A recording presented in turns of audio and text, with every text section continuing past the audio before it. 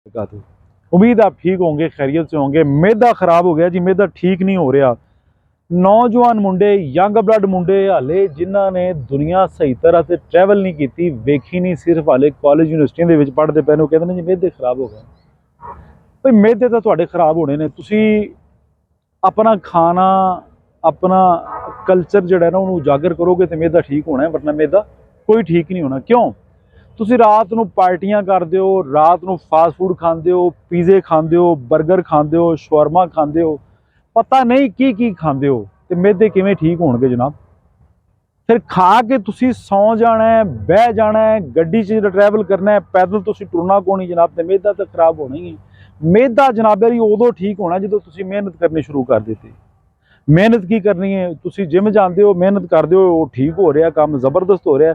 ਤੇ ਜਿਹੜੇ ਨਕਾਰਾ ਤਰੀਨ ਲੋਕ, ਵਿਹਲੇ ਤਰੀਨ ਲੋਕ ਸਾਰਾ ਦਿਨ ਬੈੱਡ ਜਾਂ ਮੰਜੀ ਤੋੜਦੇ ਨੇ, ਮੇਰੀ ਉਹਨਾਂ ਵਾਸਤੇ ਇਲਤਜਾ ਹੈ ਕਿ ਅਗਰ ਤੁਸੀਂ ਚਾਹੁੰਦੇ ਹੋ ਤੁਹਾਡਾ ਮਿਹਦਾ ਠੀਕ ਹੋਵੇ ਤੇ ਆਪਣੇ ਖਾਣੇ ਠੀਕ ਕਰ ਲਵੋ। ਕਸਰਤ ਕਰੋ, ਕਸਰਤ ਕਰੋਗੇ ਤੇ ਖਾਣਾ ਹਜ਼ਮ ਹੋਵੇਗਾ। ਜੇ ਕਸਰਤ ਨਹੀਂ ਕਰੋਗੇ ਤੇ ਖਾਣਾ ਕਿਵੇਂ ਹਜ਼ਮ ਹੋਵੇਗਾ? ਮਿਸਾਲ ਤੌਰ ਤੇ એનર્ਜੀ ਵੇਸਟ ਕਰਨੀ ਹੈ, ਤੁਸੀਂ ਆਪਣੀ ਐਕਸਰਸਾਈਜ਼ ਨਾਲ ਕਰਦੇ ਪਏ ਹੋ, ਕੰਮ ਨਾਲ ਕਰਦੇ ਪਏ ਹੋ, ਫਿਰ ਭੁੱਖ ਲੱਗਣੀ ਹੈ। ਕਿਸੇ ਮਜ਼ਦੂਰ ਦੇ ਅੱਗੇ ਜਿਹੜਾ ਦਿਨ ਨੂੰ ਮਜ਼ਦੂਰੀ ਕਰਦਾ ਉਹਦੇ ਅੱਗੇ ਰੱਖੋ ਨਾ ਜ਼ਰਾ ਖਾਣਾ, ਕੜਾਹੀਆਂ ਛੜਾਈਆਂ, ਤੁਸੀਂ ਕਹਿੰਦੇ ਦਿਲ ਨਹੀਂ ਕਰਦਾ, ਤੁਹਾਨੂੰ ਪਤਾ ਦੱਸ ਦੇਗਾ।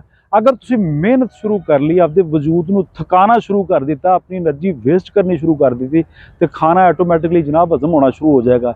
ਮੰਜੀਆਂ ਤੋੜਨੀਆਂ ਬੰਦ ਕਰ ਦਿਓ, ਬੈੱਡਾਂ ਤੇ ਸੌਣਾ ਘੱਟ ਕਰ ਦਿਓ, ਨਿਜ਼ਾਮੇ ਕੁਦਰਤ ਨੂੰ ਫਾਲੋ ਕਰ ਲਓ। ਅਸੀਂ ਬਚਪਨ ਦੇ ਵਿੱਚ ਇੱਕ ਗੱਲ ਸੁਣੀ ਸੀ, ਦਿਨ ਬਣਾਇਆ काम करने को, रात बनाई नींद भरने को।